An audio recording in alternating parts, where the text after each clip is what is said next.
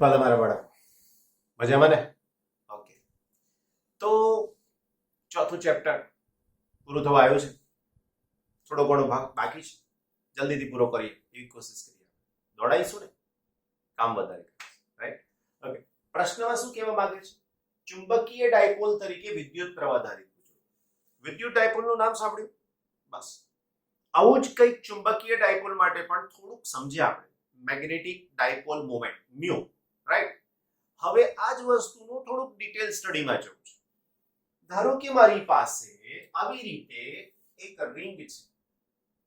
Ring કહીએ તો વિદ્યુત પ્રવાહ ધારિત લૂપ છે, રાઈટ?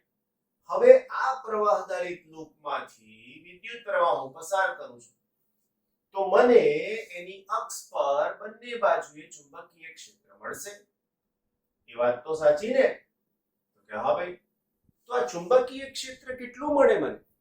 તો કે સર, એ ચુંબકીય ક્ષેત્રનું સૂત્ર થાય B is equal to mu 0 I a square upon 2 into x square plus a square whole raised to 3 by 2. આને આપણે આપીએ સમીકરણ નંબર 1. આનું બેકગ્રાઉન્ડ બનાવી દીધું મેં કે I પ્રવાહ ધારિત પૂંછડું, એની ત્રિજ્યા a જેટલી, અને આ x નો મતલબ આવું અંતર. અહીંયાના ચુંબકીય ક્ષેત્રની આપણે વાત કરી રહ્યા છીએ, બિંદુ P કહી દઈએ, રાઈટ? આ બિંદુ P ના ચુંબકીય ક્ષેત્રની આપણે વાત કરી રહ્યા છીએ. હવે અહીંયાથી આટલું જે અંતર છે, એ અંતર કેટલું છે? તો કે a જેટલું છે, જેને આપણે શું નામ આપ્યું છે? તો કે ત્રિજ્યા. હવે આ x અંતર, આ a અંતર, એના પ્રમાણે સૂત્ર. હવે બીજી વાત સાંભળજો હો. હવે આની અંદર હું કન્ડિશન મૂકું છું કે જો x is greater than a હોય તો શું થાય? x is greater than a હોય તો શું થાય? તો એના માટે લખી શકાય x square plus a square whole raised to 3 by 2 is approximately x square raised to 3 by 2. 2 અને 2 કેન્સલ, x cube. આવું પણ આપણે જે તે વખતે જોયું છે. હા, માટે હું લખી શકું now b is equal to mu naught I a square upon 2 x cube. આવું એનું સૂત્ર થઈ શકશે, રાઈટ? સમીકરણ નંબર 2. હવે આ સમીકરણને હું થોડુંક ટ્રીટ કરવા માંગુ છું. ટ્રીટ એટલે કંઈક ગુણવા, કંઈક ભાગવા, એવું કરવા માંગુ છું. ધ્યાન રાખજો. આને હું પાઈ વડે ગુણું છું અને પાઈ વડે ભાગું છું. તો હવે પાઈ વડે ગુણતા અને ભાગતા, હવે તો જમણી બાજુને જોઈને ભાઈ, ડાબી બાજુને તો કઈ જરૂર જ નથી. માટે b is equal to mu naught I pi a square divided by 2 pi a cube. થઈ આ વાત? પણ પાઈ આર સ્ક્વેર બરાબર તો શું થાય વાલા બચ્ચા? તો લખી શકાય, પરંતુ પાઈ a સ્ક્વેર બરાબર a બરાબર રિંગનું ક્ષેત્રનું ફળ. સમજાયું?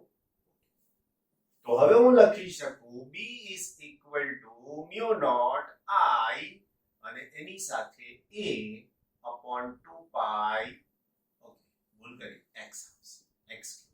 તો અહીંયા આવશે x નો, રાઈટ? હવે પાછું નવું કંઈક ઉમેરીએ સમીકરણમાં. આ સમીકરણમાં I into a બરાબર m, જેને નામ આપીએ છીએ ચુંબકીય ડાયપોલ મોમેન્ટ. ચુંબકીય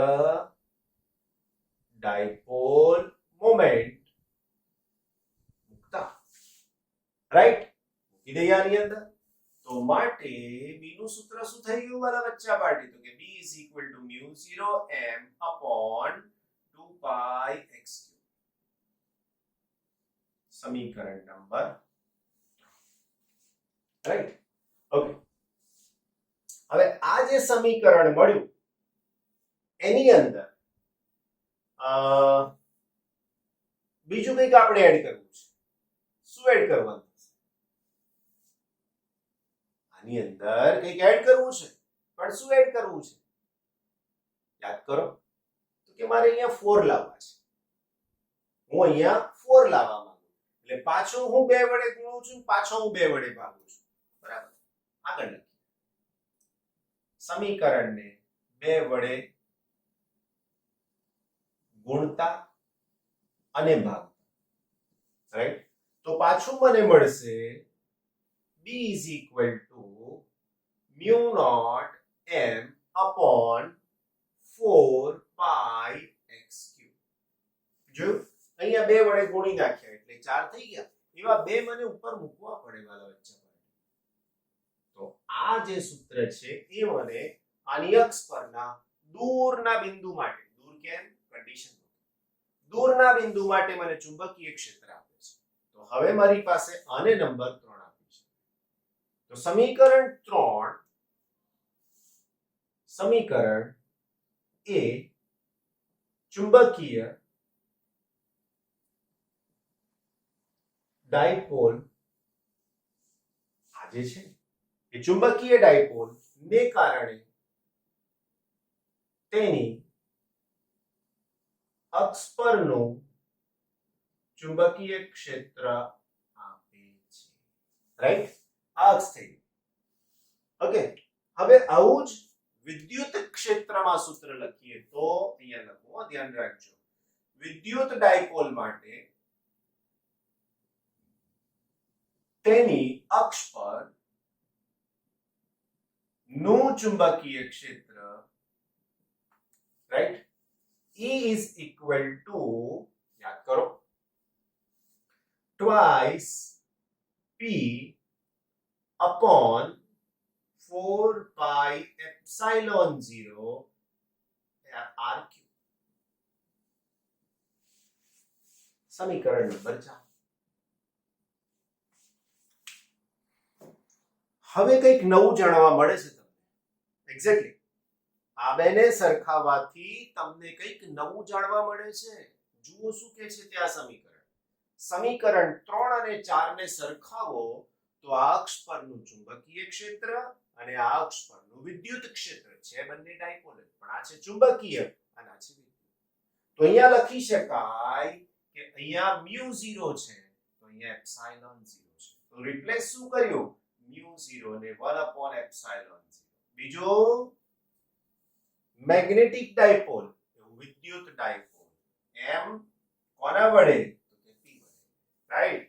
r તો અંતરાલ જ છે, x જ છે, બાકી તો કોઈ ફરક છે જ નહીં. તો હવે કોઈને એમ ઈચ્છા થાય કે સર જેમ ચુંબકીય ક્ષેત્ર પરથી વિદ્યુત મેળવ્યું એમ તમે વિદ્યુત પરથી પાછું ચુંબકત્વનું સૂત્ર લાવી શકશો? યસ. જો આપણે લખી શકીએ વિદ્યુત ડાયપોલ માટે તેની વિષુવરેખા પર નું વિદ્યુત ક્ષેત્ર, તેની વિષુવરેખા પરનું વિદ્યુત ક્ષેત્ર E is equal to 1/4 pi epsilon 0 P upon r cube. તે પરથી ચુંબકીય ક્ષેત્ર માટે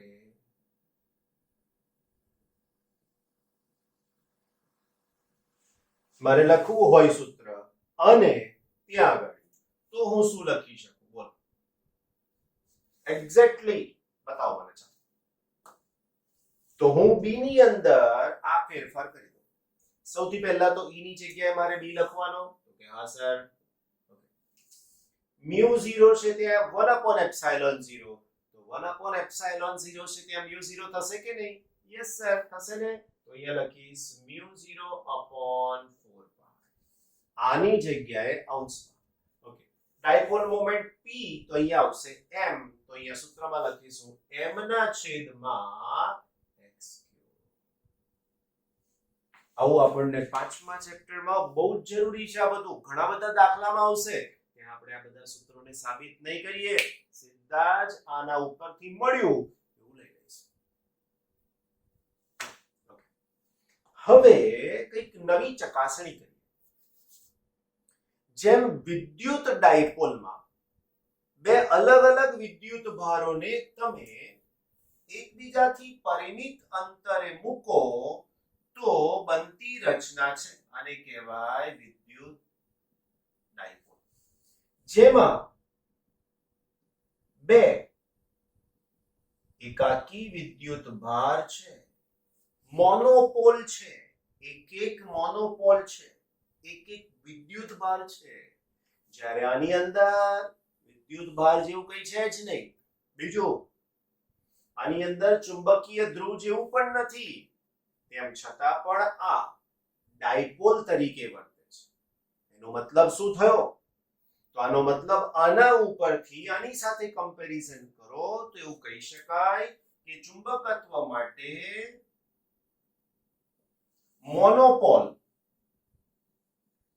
મોનોપોલનો મતલબ એક ધ્રુવ શક્ય નથી. આવું ચુંબક હોય ને તો આ N હોય ને આ S હોય, કટ કરો ને તો આ N છૂટો ના પડે, નવા બે ચુંબક બને. એટલે સમજવાની વાત છે કે એક ધ્રુવ શક્ય નથી મારા વાળા. ખ્યાલ આવ્યો છે ને? ઓકે. બીજું, આ પ્રવાહધારિત લૂપ ઘણા લાંબા અંતરે ડાયપોલ રચે છે. તો આના ઉપરથી એમ્પિયરે કીધું કે સમગ્ર ચુંબકત્વ એ આવા જ કોઈક વિદ્યુત પ્રવાહને આભારી છે. લોખંડનો નાનો પરમાણુ પણ લો ને તમે, તો એમાં પણ ઇલેક્ટ્રોન ભ્રમણ કરે છે અને ભ્રમણને કારણે એની પાસે ચુંબકત્વ હોવાની સંભાવના છે. આવું આપણે આના પછીના ટોપિકમાં પણ ભણી રહ્યા છીએ. પણ હાલમાં આ કન્ક્લુઝન એવું કહે છે કે ચુંબકીય ક્ષેત્ર ઉત્પન્ન કરવા માટે વિદ્યુત ભાર ગતિમાં હોવો જ જોઈએ અને એના જ કારણે આવી પરિસ્થિતિમાં તમને ડાયપોલ મળી શકે છે. સમજાઈ ગઈ? એકદમ ક્લિયર વાત. બહુ જ સરસ રીતે સહેલાઈથી સમજાઈ શકાય એવું છે કે વિદ્યુત ડાયપોલ અને ચુંબકીય ડાયપોલમાં જે સામ્યતા મળવાની છે એ આ જ વસ્તુની સાથે જોડાયેલી છે. નેક્સ્ટ ચેપ્ટરમાં પણ આ વસ્તુ તમને આવવાની છે, તો એનું પણ અહીંયાથી જ શરૂઆત થઈ ગઈ છે. રાઈટ? ઓકે. નેક્સ્ટ ટોપિક આપણી પાસે છે પરિભ્રમણ કરતા ઇલેક્ટ્રોનની ચુંબકીય ડાયપોલ મોમેન્ટ. આની સાથેનો ટોપિક તમે કેમિસ્ટ્રીમાં ધોરણ 11 માં શીખી ગયા. 11મા ધોરણ તમે એવું શીખ્યા કે ઇલેક્ટ્રોન જો ન્યુક્લિયસની આસપાસ ભ્રમણ કરે છે તો એના કારણે પ્રવાહ રચાય છે. હવે એ પ્રવાહને કારણે એની સાથે મેગ્નેટિક ડાયપોલ મોમેન્ટ પણ મળવી જોઈએ. આવું બોર નામના વૈજ્ઞાનિકના આ જે સૂચન જે છે એને આપણે આગળ વધારવાનું છે, એટલે ગણતરીમાં લઈ રહ્યા છે. તો બોરનું પરમાણુ મોડેલ, રાઈટ, બે અધિતર્કને આધારિત છે. અધિતર્કનો મતલબ પૂર્વધારણાઓ જેની સાબિતી જે તે સમયે બોરે આપી નથી, પણ એ પૂર્વધારણાઓ જે લીધી હતી એટલી સટીક, એટલી ચોક્કસ હતી કે એમના મોડેલ રજૂ થયા પછી પણ આજે એ સાબિતી વગરની પૂર્વધારણાઓ સાચી છે અને એની સાબિતી પણ આપી છે બીજા વૈજ્ઞાનિકો. અને તમે વિચારી લો, ધારો કે કરીને જે લઈએ છે એ એમણે સાચું પાડ્યું છે. ઓકે. કેવા શું માંગીએ છીએ? તો કહેવા એવું માંગીએ છીએ કે આની સાથે સંકળાયેલી બને મેગ્નેટિક ડાયપોલ મોમેન્ટ શોધવી છે. હવે મેગ્નેટિક ડાયપોલ મોમેન્ટનું સૂત્ર છે પ્રવાહ અને ગુણાકારમાં ક્ષેત્રફળ. તો સૌથી પહેલા ઇલેક્ટ્રોન જે દિશામાં ગતિ કરતો હોય એનાથી વિરુદ્ધ દિશામાં રૈવાચિક પ્રવાહ હોય, એનો મતલબ કે આમ ગતિ કરે છે તો એનો પ્રવાહ અહીંયાથી આવી રીતના હશે.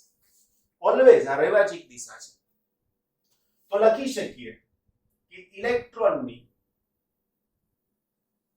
પરમાણુમાં અથવા તો ઇલેક્ટ્રોનની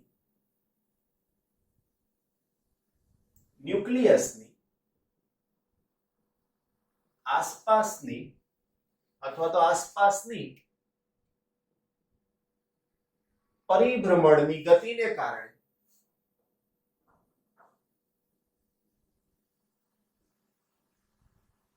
રચાતો પ્રવાહ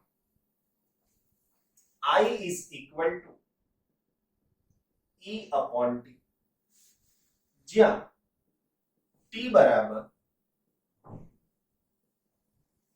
એક ભ્રમણ માટે લાગતો સમય છે. જો હું બીજી વાત કરું આની સાથેની, તો હું આવું લખી શકું, જો ઇલેક્ટ્રોનનો વેગ v હોય તથા ભ્રમણ કક્ષાની ત્રિજ્યા r હોય,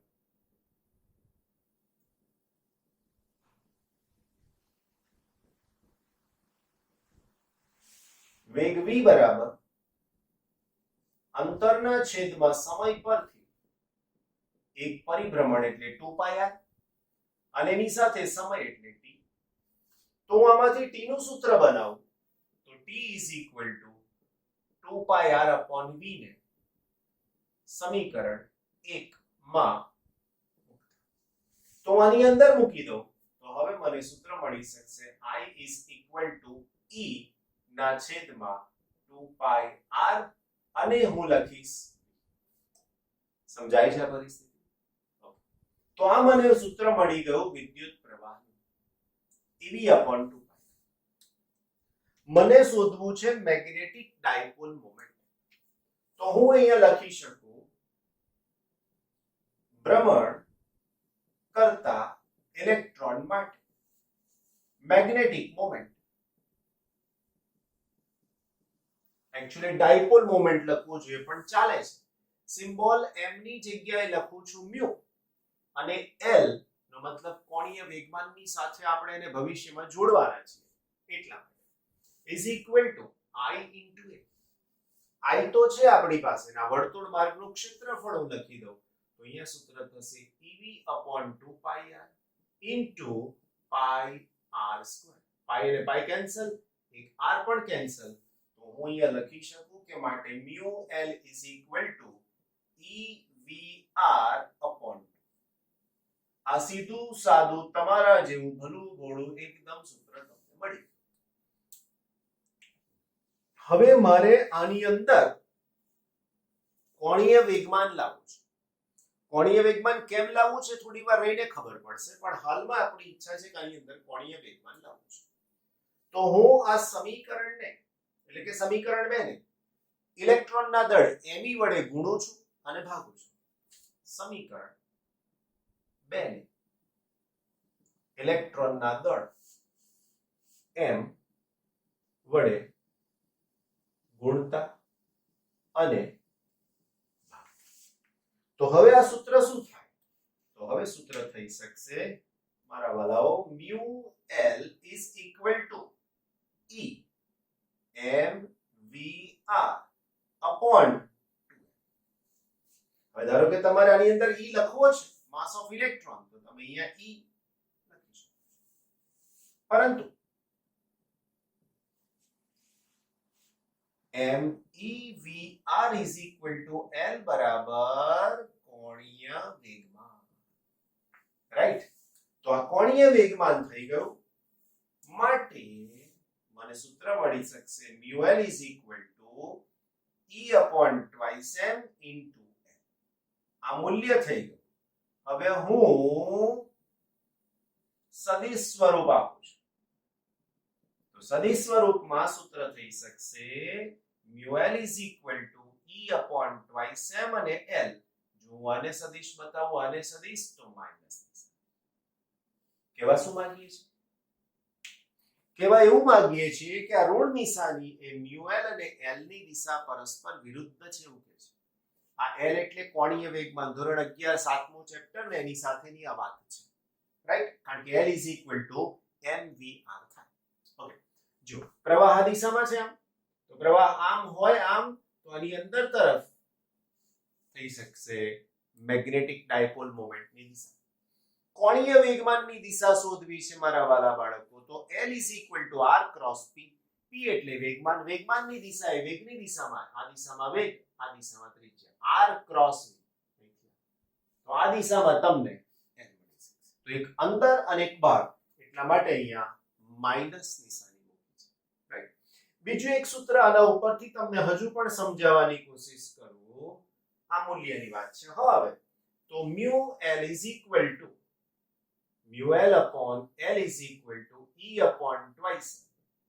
આની અંદર E એટલે ઇલેક્ટ્રોનનો વિદ્યુત ભાર 1.6 × 10⁻⁹ 2 me એટલે 9.1 10⁻³ તમે આનો જો ભાગાકાર કરશો ને તો આનો જવાબ તમને મળી શકશે 8.8 into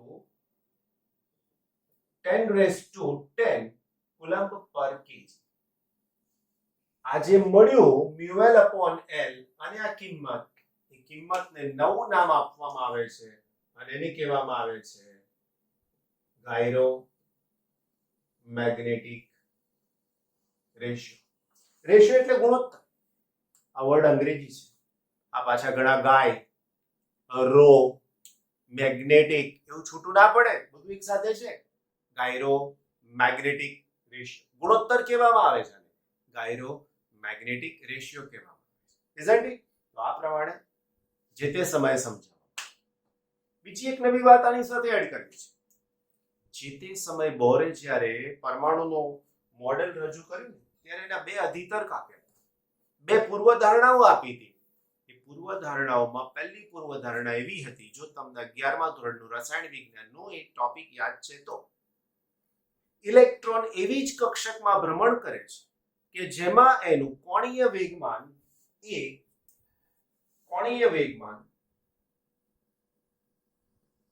L એ h/2π ના પૂર્ણ ગુણાંકમાં હોય. અને આવી કક્ષકમાં ભ્રમણ કરતા ઇલેક્ટ્રોન ક્યારેય ઉર્જાનું ઉત્સર્જન કરતા નથી. આવી પૂર્વધારણા જે તે સમય બોરે આપી હતી. આજે એને સાબિતી સાથે સ્વીકારવામાં આવે છે. આ એક પ્રકારનું ક્વોન્ટમીકરણ છે. યાદ કરો પહેલું ચેપ્ટર વિદ્યુત ભારનું ક્વોન્ટમીકરણ. જથ્થો એક જ છે, એનું એ જ રિપીટ થયા કરે છે. આ L કોણીય વેગમાન છે. n શું છે મારા વાલા બાળકો? તો અહીંયા લખો, જ્યાં n બરાબર પૂર્ણાંક સંખ્યા છે, જેને કેમિસ્ટ્રીમાં તમે મુખ્ય ક્વોન્ટમ અંક પણ કીધો છે. h પ્લાન્કનો અચળાંક છે અને એની વેલ્યુ પણ તમને ખબર છે, 6.626 10⁻³ જૂલ સેકન્ડ. કેમિસ્ટ્રીમાં કદાચ યુનિટ અર્ગમાં લીધો હશે તો -27 પણ હોઈ શકે છે. હવે આ L મારે આ સૂત્રમાં મૂકવો છે તો શું થાય? જો હું આ L ને આની અંદર મૂકી દઉં તો મને સૂત્ર મળશે. માટે μL = E/2m into NH/2π. તો હવે NEH/4πm આ સૂત્ર. આ સમીકરણમાં n બરાબર 1 લેતા તથા બીજી કિંમતો.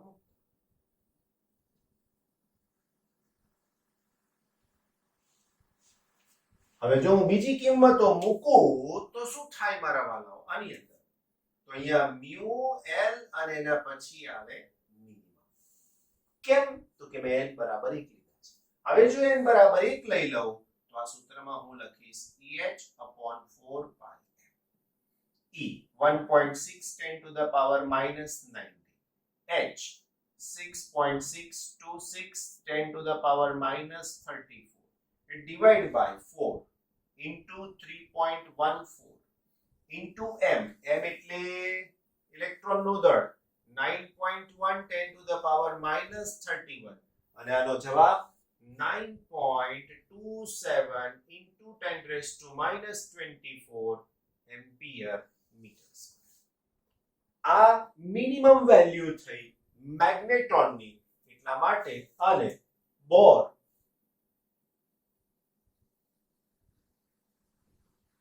મેગ્નેટોન એવું કહેવામાં આવે છે. બોર મેગ્નેટોન કહેવામાં આવે છે.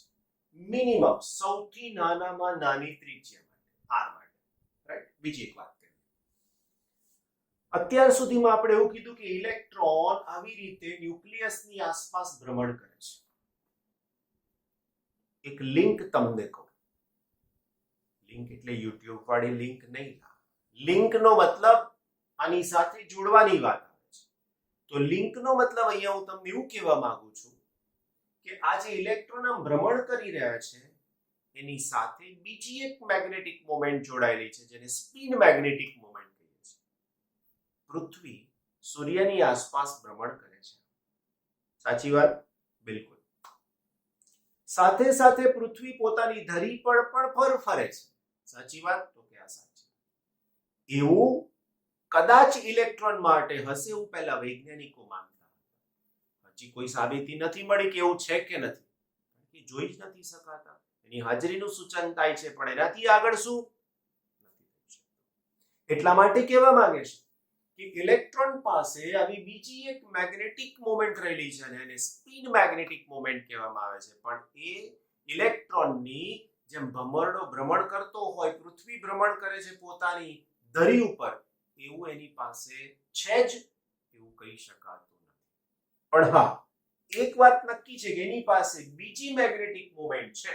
આ કોણીય વેગમાનની સાથે સાંકળ્યો ને એમ એને સ્પિનની સાથે પણ સાંકળી શકાય એવી એની પાસે મેગ્નેટિક મોમેન્ટ પણ છે એવું માનવામાં આવે છે. રાઈટ? વાલા મારા વાળા, પેજ નંબર 160 પર છે. ઉદાહરણ નંબર છે 4.12. પ્રશ્ન શું છે?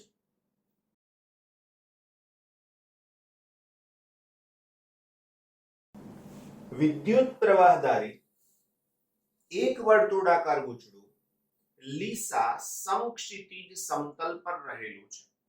હવે આવું લીસું સમક્ષિતિજ સમતલ એનો મતલબ તમે આવો વિચાર કરી શકો છો. આ સમતલ, એની અંદર એની ઉપર આવું એક કોઇલ ગૂંચળું મૂકેલું છે. પ્રશ્ન શું કહે છે? એવું કોઈ નિયમિત ચુંબકીય ક્ષેત્ર ઉત્પન્ન કરી શકાય કે જેથી ગૂંચળું જાતે શિરોલંબ અક્ષને અનુલક્ષીને, એટલે આવી અક્ષને અનુલક્ષીને આમ ભ્રમણ કરવા લાગે? તો જવાબ છે ના. કેમ? કારણ કે તે માટે ટોર્ક શિરોલંબ દિશામાં હોવું જોઈએ. રાઈટ? બીજું, torque is equal to I into, કારણ કે ટોર્કનું સૂત્ર છે m cross b. I into a cross b. હવે જો તમારે આને આમ ફેરવવું હોય તો ચુંબકીય ક્ષેત્ર પણ આવી જ કોઈક દિશામાં હોવું જોઈએ. આ દિશામાં ક્ષેત્રફળનો સદિશ છે અને આ જ દિશામાં ચુંબકીય ક્ષેત્ર સદિશ. બે સદિશ એક જ દિશામાં થઈ જાય તો આના માટે ટોર્ક બરાબર IAB sin 0. તો આખું પદ 0. એનો મતલબ કે એની પર ટોર્ક લાગશે અને ટોર્ક ના લાગે તો એ ભ્રમણ કરી શકશે. સેકન્ડ ક્વેશ્ચન, આપણે આ એનો જવાબ આપ્યો. નંબર બી, વિદ્યુત પ્રવાહ ધારિત એક વર્તુળાકાર ગૂંચળું બાહ્ય નિયમિત ચુંબકીય ક્ષેત્રમાં રહેલું છે. બાહ્ય અને નિયમિત ચુંબકીય ક્ષેત્રમાં રહેલું છે. જો ગૂંચળું મુક્ત ભ્રમણ કરી શકે એવું હોય તો સ્થિર સ્થાયી સંતુલનમાં તે કઈ દિશામાં ગોઠવાયું હશે? દર્શાવો કે આ ગોઠવણીમાં કુલ ક્ષેત્ર બાહ્ય પ્લસ ગૂંચળા વડે ઉદ્ભવેલું ચુંબકીય ક્ષેત્રનું ફ્લક્સ મહત્તમ હશે. કોઈ પણ કન્ડિશનમાં ગૂંચળાને જ્યારે સંતુલનમાં ગોઠવાવું હોય તો બાહ્ય ચુંબકીય ક્ષેત્રની દિશા અને આવા કોઈ ગૂંચળા માટે એની પરિસ્થિતિ સંતુલન વાળી હોવી જોઈએ. તો આ પરિસ્થિતિમાં મેક્સિમમ ફ્લક્સ સાંકળી શકાય છે. જવાબ, સ્થિર સંતુલનમાં ગોઠવવાનો અર્થ એ કે ગૂંચળાનો ક્ષેત્રફળ સદિશ એ બાહ્ય ચુંબકીય ક્ષેત્રની દિશામાં ગોઠવાયેલો હોય. આ સ્થિતિમાં ગૂંચળા વડે ઉદ્ભવેલું ચુંબકીય ક્ષેત્ર બાહ્ય ચુંબકીય ક્ષેત્રની દિશામાં હોય અને બંને ગૂંચળાના સમતલને લંબરૂપે હોય જેથી કુલ ચુંબકીય ફ્લક્સ મહત્તમ થાય. આ જે છે એ બાહ્ય ક્ષેત્ર છે. રાઈટ? આ જે ઉદ્ભવ્યું છે એ ગૂંચળાનું ચુંબકીય ક્ષેત્ર છે. હવે આ બંને એક જ દિશામાં હોય તો જ આ સંતુલનમાં રહી શકે. આના જેવી કંઈક શરત તમને મળી શકે તેમ છે. રાઈટ? છેલ્લો પ્રશ્ન મારા વાલા બાળકો, સી ની વાત કરીએ તો શું છે? તો કે અનિયમિત આકાર ધરાવતું વિદ્યુત પ્રવાહ ધારિત ગૂંચળું બાહ્ય નિયમિત ચુંબકીય ક્ષેત્રમાં રહેલું છે. અનિયમિત આકાર છે. જો તાર નરમ વળી શકે એવો ઢીલો લચીલો હોય તો શા માટે તે વર્તુળાકાર ધારણ કરે છે? વર્તુળાકાર ક્ષેત્રફળ એ સૌથી મોટું ક્ષેત્રફળ છે એવું કે છે.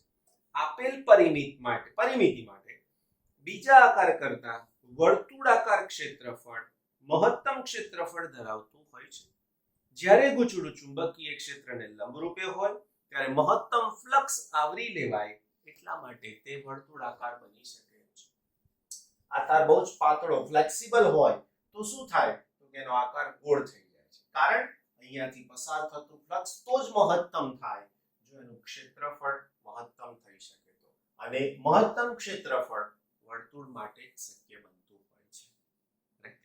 તો અહીંયા તમારો એક ઉદાહરણનો ટોપિક પણ કમ્પ્લીટ થયો છે. હવે આપણી પાસે એક ટોપિક બાકી રહ્યો છે ગેલ્વેનોમીટર, એના પછી વોલ્ટમીટર અને કરંટ. આ ટોપિક પૂરો થાય એટલે ચેપ્ટર નંબર 4 થિયોરેટિકલ